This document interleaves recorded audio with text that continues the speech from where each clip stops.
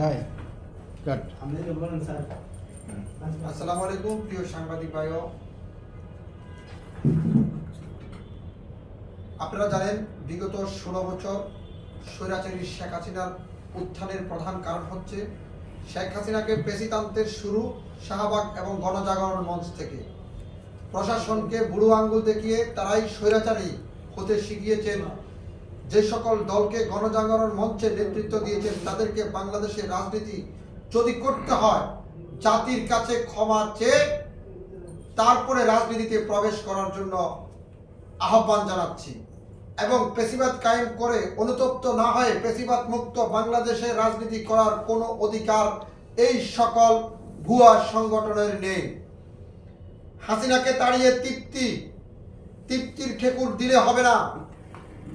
এদেশের পেশিবাদকে কারখানা থেকে উচ্ছেদ করতে হবে, অর্থাৎ হাসিনাকে আমরা তাড়িয়ে এত হাসি রহস্যের কিছুই নেই। হাসিনার যেই মূল কারখানা, যে উৎপাদন কেন্দ্র, যে শেকড়, সেটাকে উৎখাত করতে হবে। যদি সেই শেকড়কে উৎখাত না করতে পারি তাহলে 17 বছরের স্বৈরাচার শেখ হাসিনা যেই মন্ত্র তন্ত্র রেখে গেছেন সেই তন্ত্র বাংলাদেশের জন্য এক সময় আমাদের জন্য হুঙ্কার হয়ে দাঁড়াবে। 2024 সালে গণঅভ্যুত্থানে শেখ হাসিনা সহ 14 দলের হাসান আল কিনু, রাশেদ খান মেনন সহ সকল একসাথে গণভবনে মিটিং করে 24-এর গণউত্থানের শহীদদের রক্তের উপর কিভাবে তারা জুলুম করা যায় এবং হাজার হাজার ছাত্রকে কিভাবে হত্যা করা যায় সেই পেশিবাদী কায়েম করেছিলেন 14 দলীয় জোট সরকার। তার তৎকালীন আওয়ামী লীগ শেখ হাসিনাকে সমর্থন জানিয়ে এবং তার সাথে যুক্ত হয়েছে। আমি জানতে চাই যে সকল ব্যবসায়ী শেখ হাসিনাকে সমর্থন জুগিয়েছেন সেই সকল ব্যবসায়ীদের ভিতরে কয়জন গ্রেপ্তার হয়েছে? বসুন্ধরা গ্রুপ এখনো ঘুরে বেড়াচ্ছেন এবং বসুন্ধরা গ্রুপের মতন আরো হাজার হাজার ব্যবসায়ী আছে, তারা দিব্যিতে ঘুরে বেড়াচ্ছেন। কোন নেতাকে তারা অর্থ দিয়েছেন, পান দিয়েছেন, কোন দলকে দিয়েছেন? না হলে এটা কিভাবে তারা এভাবে প্রকাশ্যে দিবালোকে 5 তারিখের আগে শেখ হাসিনার আমন্ত্রণে গিয়ে তারা বলছে শেখ হাসিনাকে যে কোনো মূল্যে যে কোনো বিনিময় রক্ষা করতে হবে, আর আজকে তারা এখনো দিব্যি ঘুরে বেড়াচ্ছে। আমি এটার তীব্র নিন্দা জানাই এবং সেই সমস্ত ব্যবসায়ীদেরকে গ্রেপ্তার করে আইনের আওতায় আনতে হবে। আপনারা জানেন 71 সালে জামাত ইসলামের ভূমিকা নিয়ে যদি সেই সময় প্রশ্ন করা হয় সেই সময় কিন্তু ছাত্র শিবিরের জন্ম হয়নি। এ নিয়ে প্রচুর কল্পনা আছে। 24-এর গণ অভ্যুত্থানে হাসান আল কিনু সহ মেনন সহ যারা বিচারের আওতায় এসেছে এবং তাদের ছাত্র সংগঠনগুলো, যুব সংগঠনগুলো এখনো মাঠে রয়ে গেছে এবং তারা মাঠে থেকে এই সরকার বলে এই বাংলাদেশকে আরো কিছু ভয়ঙ্কর পরিস্থিতির ভিতরে ফেলানোর চেষ্টা করতেছেন। এই সমস্ত ছাত্র সংগঠনের নেতৃবৃন্দকে 24 ঘন্টার ভিতরে গ্রেপ্তার করতে হবে। আপনারা জানেন শত শত হাজার হাজার ছাত্র জনতার বুকে গুলি চালিয়ে তারা আবার বাংলাদেশের বুকে রাজনীতি করবে, এটি কখনো বাংলাদেশের সাধারণ মানুষ কখনো এটিকে মেনে নিতে পারে না।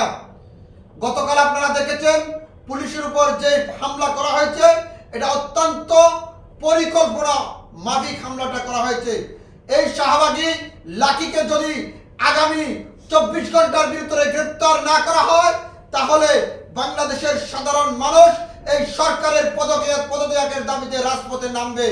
লাকি এখনো 24-এর গণ অভ্যুত্থানের পর এই ভুয়া সংগঠনের নেত্রী কিভাবে এখনো রাস্তার উপরে মিছিল করার সাহস পায়? আওয়ামী লীগ চলে গেছে, আওয়ামী লীগের সেই পেশিবাদী শিকড়গুলো রেখে গেছে। আমি বলতে চাই আওয়ামী লীগের দেখানো পথে যারাই হাঁটবে তাদেরকে আইনের আওতায় আনতে হবে, কারণ এই আওয়ামী লীগ বাংলাদেশে আর কখনো জন্ম নিবে না। যেমনটাই মুসলিম লীগ জন্ম নিতে পারেনি, যেমনটাই জাসদ বাসদ বলেন তারা নিতে পারেনি, আওয়ামী লীগ আর এই দেশে পুনর্বাসন হবে না।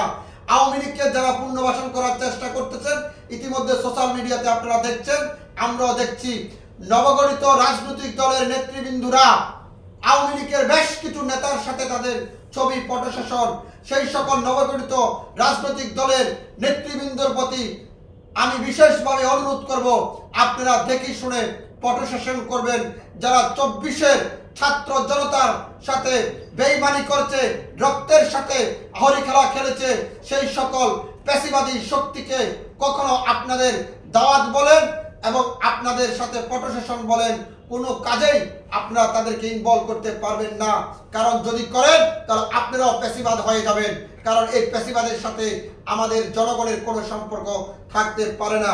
অতএব আগামী 24 ঘন্টার ভিতরে এই লাকিনাকে ফাঁকিকে গ্রেপ্তার করতে হবে।